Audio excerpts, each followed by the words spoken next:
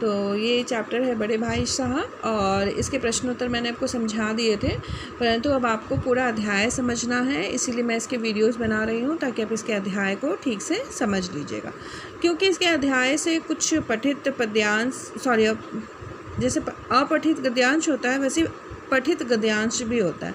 तो इससे आपको एक पैराग्राफ कोई भी उठा के दे दिया जाएगा और फिर उससे कुछ प्रश्न उत्तर आपको वैकल्पिक पूछे जाएंगे।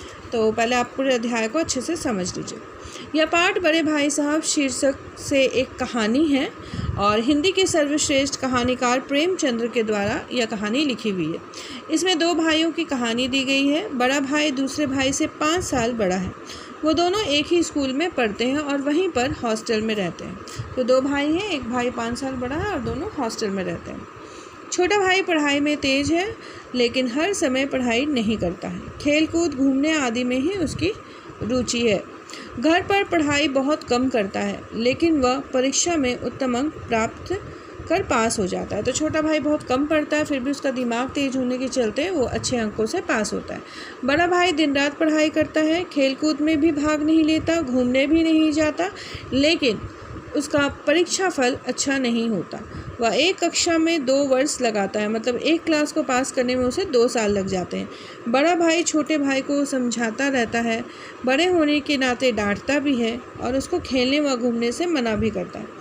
छोटा भाई उसका मान तो करता है लेकिन उससे छिपकर खेलने चला जाता है। तो बड़ा भाई हमेशा उसे डांटता रहता है, समझाता रहता है, और छोटा भाई जो है वो बात नहीं मानना चाहता और फिर खेलने चला जाता है। कहानी की शुरुआत करती हूँ।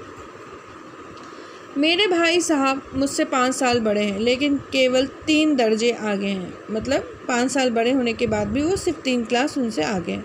उन्होंने भी उसी उम्र में पढ़ना शुरू कर दिया था जब मैंने शुरू किया था, लेकिन तालीम जैसे महत्व के मामले में भी वह जल्दीबाजी से काम लेना पसंद नहीं करते थे। इस भवन की बुनियाद खूबसूरत मजबूत डालना चाहते थे जिस पर आलीशान महल बन सके। कहने का तात्पर्य यह है कि बड़े भाई साहब किसी भी काम को जल्दबाजी में नहीं करते थे, इसीलिए वो एक क्लास को जल्दीबाजी में पास नहीं करते बल्कि एक ही क्लास में वो 2-2 साल लगा देते हैं पास होने के लिए। उनकी पढ़ाई भी उसी उम्र में शुरू हो गई थी जिस उम्र में मेरी हुई थी, परंतु वो हर क्लास में 2-2 साल लगाकर पास होते हैं और वो चाहते हैं कि जो पढ़ाई है बहुत अच्छे तरीके से उनको समझ में आए और वो तभी उस क्लास से पास करें। कभी कभी 3 साल भी लग जाते थे। बुनियाद ही पुख्ता ना हो तो मकान कैसे पायदार बने।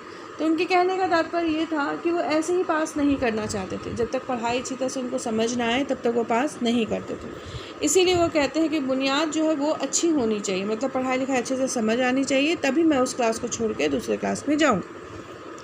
मैं छोटा था, वो बड़े थे। मेरी उम्र 9 साल की थी, वो 14 साल के थे। उन्हें मेरी तंबीह और निगरानी का पूरा और जन्मसिद्ध अधिकार था और मेरी शालीनता इसी में थी कि उनके हुक्म की कानून समझूं।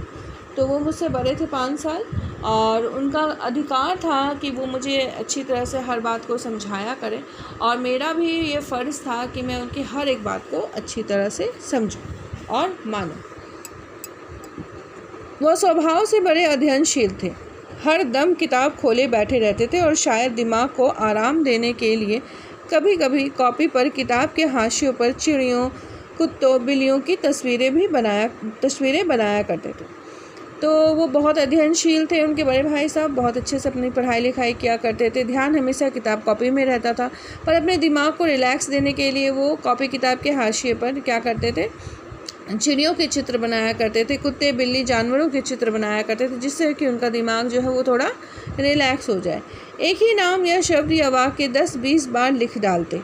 वो कभी भी जब याद करते तो एक नाम को या शब्द को या वाक्य को 10-20 बार लिख डालते थे जिससे कि वो याद हो जाए।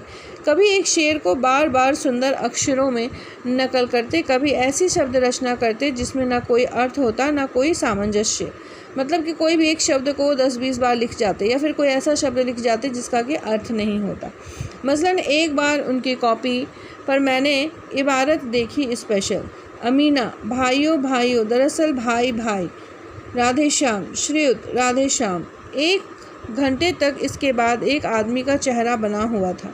मैंने बहुत चेष्टा की इस पहेली का कोई अर्थ निकालूं, लेकिन असफल रहा और उनसे पूछने का साहस न हुआ। वह 9वीं जमात में थे, मैं 5वीं में। उसकी रचनाओं को समझना मेरे लिए छोटी मुँह बड़ी बात था। तो एक बार मैंने उनकी किताब देखी थी और उसमें कुछ ऐसा लिखा हुआ था जो मुझे समझ में नहीं आया। कुछ शब्द लिखे थे वो मुझे समझ में बिल्कुल भी नहीं आया। एक चेहरा बना हुआ था वो भी नहीं समझ में आया। मुझे ऐसा लगा ये कोई पहेली है, समझ नहीं आया। मैंने पूछने की कोशिश भी नहीं की क्योंकि मेरी इतनी साहस नहीं थी। और वो 9वीं कक्षा में थे तो उनकी बातें समझना मेरे लिए कठिन था। और क्योंकि मैं 5वीं कक्षा में था। मेरा जी पढ़ने में बिल्कुल नहीं लगता। मेरा मन हमेशा खेल में लगा रहता। 1 घंटा भी मैं किताब लेकर बैठना पहाड़ समझता था। 1 घंटा भी मैं किताब लेकर नहीं बैठ पाता था।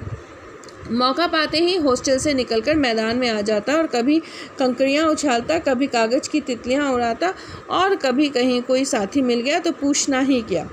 तो लेखक अपने बारे में बता रहे हैं कि मुझे पढ़ना बिल्कुल पसंद नहीं था। 1 घंटे भी मैं बैठकर पढ़ाई नहीं कर पाता था और जैसे ही मुझे मौका मिलता था मैं हॉस्टल से बाहर निकल के आ जाता था। कभी पत्थरों को उछाल कर खेलता था, कभी कागज़ की तितलियाँ जैसे एरोप्लेन बनाकर खेलता था। अगर कोई मुझे साथी मिल जाए तो फिर मैं उसके साथ बात करने लगता या उसके साथ खेलने लग जाता।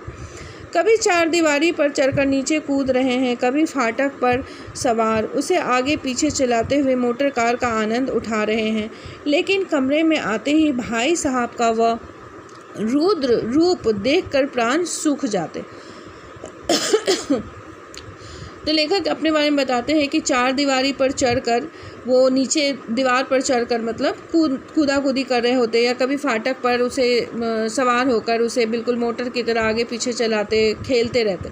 लेकिन कमरे में जब वो आते तो भाई साहब का गुस्सा देखकर लेखक के प्राण जो है वो सूख जाते।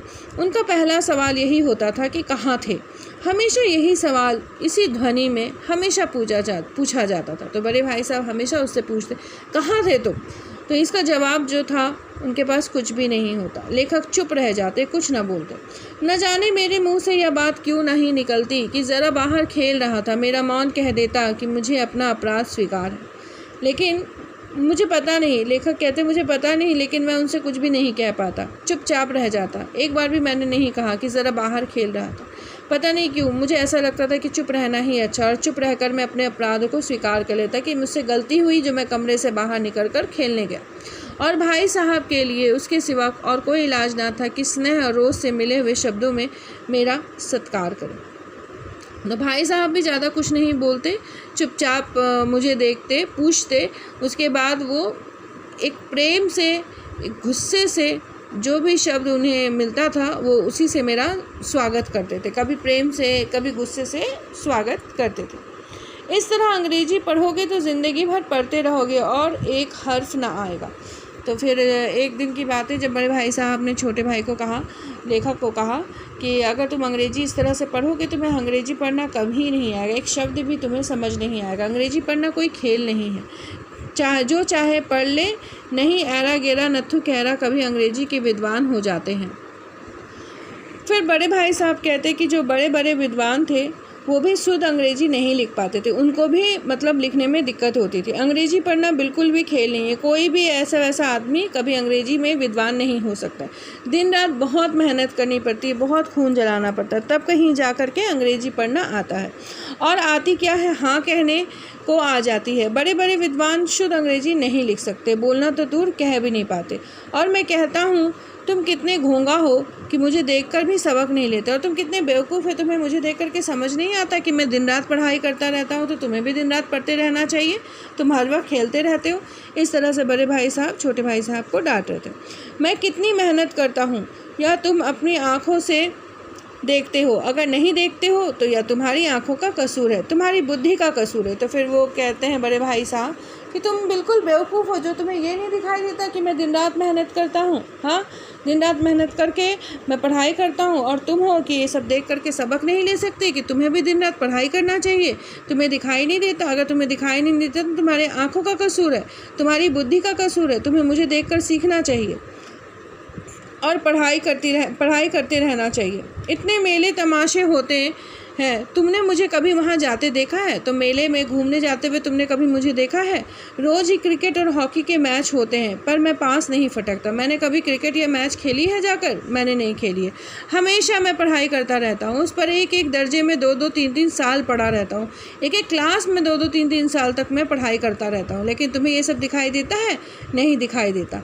फिर भी तुम कैसे आशा करते हो कि तुम यूँ खेल कूद कर वक्त गंवा कर पास हो जाओगे? तो तुम्हें क्या लगता है कि तुम बिल्कुल खेलते रहोगे, कूदते रहोगे और हर साल पास हो जाओगे? मुझे तो दो ही 3 साल लगते हैं और तुम उम्र भर भी इसी दर्जे में पड़े सड़ते रहोगे। अगर तुम्हें इस तरह से उम्र गंवानी है तो बेहतर है घर चले जाओ और मज़े से गुल्ली डंडा खेलो। दादा की गाड़ी कमाई के रुपए क्यों बर्बाद करते हो? तो बड़े भाई साहब काफ़ी क्रोध करते हैं छोटे भाई को और समझाते हैं कि अंग्रेजी पढ़ना कोई खेल नहीं है। पढ़ाई करके ही तुम क्लास को पास कर सकते हो, खेल कूद करके तुम आगे क्लास नहीं बढ़ सकते। मुझे देखो कि मैं 2-3 साल तक एक ही क्लास को पढ़ता रहता हूँ, तब जा कर के मैं आगे बढ़ता हूँ। तुम्हें मुझे देखकर सबक लेनी चाहिए और अगर तुम सबक नहीं लेते तो तुम बहुत बड़े बेवकूफ़ हो। इस तरह से बड़े भाई साहब जो है वो छोटे भाई को यानी कि लेखक को डांटते हैं, समझाते हैं और पढ़ने के लिए कहते हैं।